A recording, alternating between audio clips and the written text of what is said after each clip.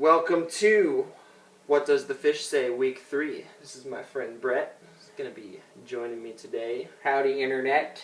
Yes, giving some expert analysis from the perspective of a Packers/Chiefs fan. Go Pack, go! Got to diversify the perspectives on the show. I always like to have a little bit of extra insight. So this is the first time I've done this. Had someone else on the show. It's going to be pretty cool. This week, I think we're going to break it up into two separate segments. My video's been so long, I've been doing part 1, part 2. This week, we're just going to try and do two separate videos. The first one will be a recap of Week 3, and the second video, a preview of Week 4. So, that being said, we'll dive right in, talking about the Thursday night game between the Bucks and the Falcons. That was Blowout City, and the Buccaneers are very bad. That's what I gleaned from that game. The Buccaneers are bad. I thought they'd be a little bit more competitive than that. Atlanta's defense hadn't been very good. Josh McCown has just been pretty terrible. You know, we finally got to see Mike Glennon in that game. That's when it started to get competitive for the Bucks. We did, and I think that is where I think Josh McCown did he get hurt or he just got benched? I'm not sure. I stopped watching that game after a while. I actually had to look it up and find out that Mike Glennon did come into that game. I think McCown might have gotten hurt, and I think I saw that Glennon is in the wings to start next week, which I think is a good move. A lot of new starters next week. Yeah, definitely. So yeah, the Falcons, they got a high-powered offense. Julio Jones is a top 3 receiver in the league. Matt Ryan is really good at home in the dome. Matty Ice. I like him in fantasy. What else from that game? Shout out to Devin Hester, breaking Deion Sanders' receiving record. Yes. Not receiving. Return record. Yes. Return record. Most touchdown returns in NFL history. I think 20. 20, I think. 20. Yeah. I think he actually put at 21. 20 or 21. I think he beat Deion's by 1, and Deion was in the house. He did the behind the head. So he went prime time. High stepping. He got penalized for it. Come on, NFL. When's it going to end? This is getting no fun ridiculous. League. The NFL, the no fun league. That's right. So, that being said, I think we both picked that game correctly. I did pick Atlanta. Yes, we both picked Atlanta, so that puts us both 1-0. Now we got Baltimore-Cleveland. My biggest takeaway from that game was, Brian Hoyer did put up a good game. They only lost by a last-minute field goal, but when will we see Johnny Football? I feel it's going to be the Tim Tebow kind of thing and all that. I personally like Johnny Football. I wanted the Chiefs to draft him. I was excited. I was Johnny Football hype. Yeah, this guy, he's a Johnny Football guy. I mean, I get it. You know, he's coming out of college. You know, big high draft pick, a lot of hype.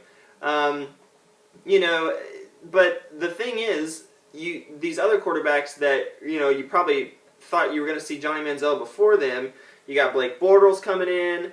You got Teddy Bridgewater coming in. Both of those are due to injury. Derek Carr started this season. Derek Carr started, but he wasn't a draft pick.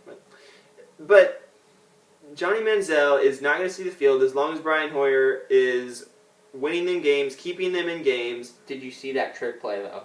I saw the trick play. There was a penalty. Wasn't his fault, but that was an epic trick play. It was the week at trick plays. Andy Dalton got a touchdown. Andy Dalton, he probably should have been on a stretcher headed for the hospital. That corner was, I don't know what that corner was doing. What I take away from this game, though, from Baltimore, though, is this is going to be a very, very tough year for Baltimore. I mean, as in they barely beat the Browns, so you don't know if they're going to be very good. Cleveland's better, but I mean they've had some struggles. I mean, especially without a running game. I mean, what Ray Rice did was wrong, but I mean, from football, their running game is they are hurting in the toast. running game, and with Joe Flacco having to throw it a lot, I don't like that necessarily. He did get it done last week at the very end. The Browns defense is pretty good. He made the big throw at the end to Steve Smith, get him in a field goal range. Browns are getting competitive in that division. I think that division is going to be interesting. I think, well, obviously the Bengals are the class of that division, but those three teams are going to be kind of scraping for a wild card spot maybe. Steelers looked like themselves. The Steelers did look good, surprisingly good. That being said, we'll move on. I picked Cleveland in that game. I picked Cleveland as well. I thought maybe they'd get it done at home, but alas, both of us fall to 1-1. Next on the docket, we got the Cowboys at the Rams. How about Austin Davis, the rookie, coming in and pretty much lighting it up, doing really well for the Rams. What they jump out to a 21-0 lead, I think. Yeah, I think so. Yeah, 21-0, and that was a good game. I watched part of that game. It was a good game. There was. Credit to the Cowboys defense for making some plays. Credit Tony Romo and the offense for coming back. That being said, there was a really bad call at the end of that game where the defender for the Rams comes in the backfield and kind of gives they run play action. The Cowboys have the ball. They run play action, and the guy kind of shoves the bat coming out of the backfield and then sacks Romo. And they called a hold on that guy for bumping the running back, and it just didn't look like a hold to me. I don't know if you saw the play, but yeah, I didn't. Okay. I kind of saw a lot of the condensed, really highlight game rewind on it, NFL Network.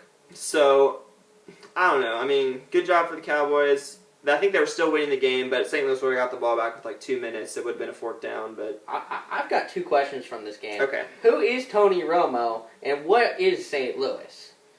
Tony Romo has been Jekyll and Hyde all his career. He has. This year's a little different for the Cowboys and Romo. I think they've really stick to their guns, and that they used to be a pass-first offense, but they've been riding DeMarco Murray. He's had some fumble problems, but he's also, I think it said like Curtis Martin, Jim Brown, and one other guy had only started out the season with like 100 yards. Yeah. In each of their first 3 games, and that's a touchdown, some good company to be with. Yeah. So Jerry Jones style is like it wants to put on a show, but the strength of their team is running the ball with DeMarco Murray, and I think in Tony Romo coming off the injury, it's only going to help him kind of open up the passing game, whereas before they kind of had to pass to win games. This year, not be able to run it and then play good defense with, even though they've got a bunch of guys injured. So we'll see about that in the NFC East. I think it'll might be a battle between the Eagles and the Cowboys. It'll be interesting to see what happens when those two. Don't underestimate those Redskins. I think this team is better with Kirk Cousins, but we'll talk about that later. True that. Back to what is St. Louis, though. I mean, they've. I don't know what St. Louis is. They're gonna be somebody's thorn in the playoff push. That's kind of what they do. They've got a solid defense, an offense that you don't really know a whole lot about. Austin Davis is the third string guy coming in, played pretty well, but we'll just have to see with them. They're in a tough division, the NFC West. I can't see them really doing anything, but they'll beat some teams this year. Now we got Houston. Oh, what I picked Dallas for this game. As did I. And now we at 2-1. And I'm 2-1 also. Yeah. Now we got Houston and the Giants. I don't know what to say about these teams. Eli Manning's looked inconsistent, but then again, this team put up 30 points against Houston's defense, which is supposed to be improved. True that. And what is Houston? I mean, they looked good in those first 2 games, but now what is this?